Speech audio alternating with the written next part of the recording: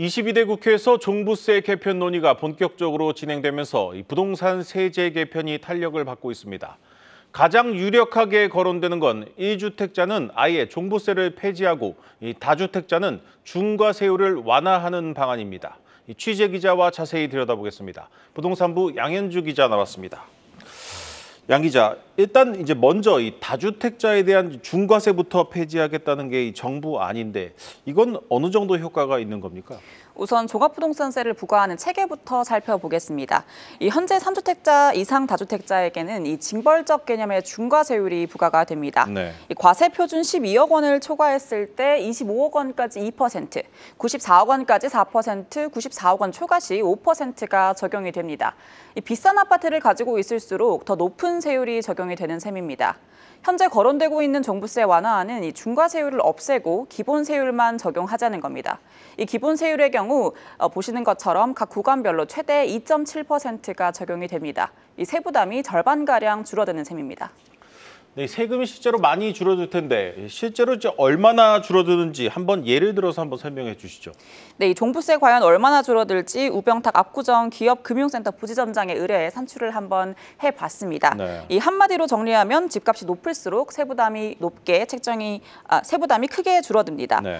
전용 면적 84제곱미터를 기준으로 아크로 리버파크, 음마아파트, 또 마포레미안 푸르지오 이렇게 세 채를 갖고 있는 집주인 입장에서 종부세 계산을 해보겠습니다. 다주택자 중과세율이 유지가 된다면 올해 4,598만 원의 종부세를 부담해야 하지만 기본세율만 적용할 경우 2,983만 원을 내게 됩니다. 이 세금이 약 35%가량 줄어드는 겁니다. 하지만 보유하고 있는 집값이 낮을수록 그 효과는 떨어지는데요. 아리박 대신 공시가격 3억 3,700만 원의 대전의 한 아파트를 한번 넣어보겠습니다. 1,398만 원이던 종부세가 1,190만 원가량으로 약 200만 원 줄었습니다. 만약 대전의 아파트 세 채를 갖고 있는 다주택자의 경우 어떨까요?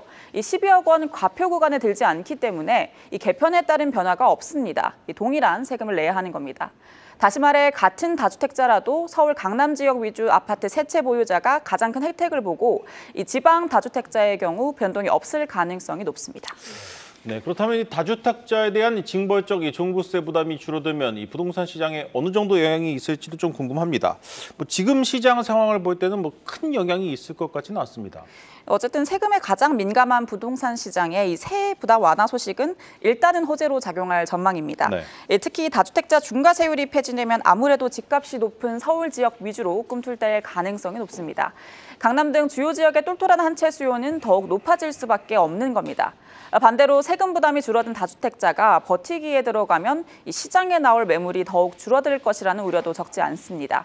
이 침체된 지역 부동산 시장에는 혜택이 없고 수도권 수혜를 볼 것이라는 지적도 나옵니다. 이에 전문가들은 종부세 과세 대상 기준을 대폭 올리는 대신 수도권 위주 지역세를 높이는 안도 고려할 필요가 있다고 말합니다. 즉 금액과 주택수를 합산한 과세 방안을 만들어야 한다는 의미인데요. 그러면서도 취득세와 양도세를 대폭 낮추는 안이 동시에 진행돼야 기대하는 효과를 낳을 거라고도 덧붙였습니다. 이번 논의를 시작으로 이 주거 안정과 합리적 과세 두 마리 토끼를 모두 잡을 수 있는 안이 마련될지 한번 지켜봐야 되겠습니다. 네, 잘 들었습니다.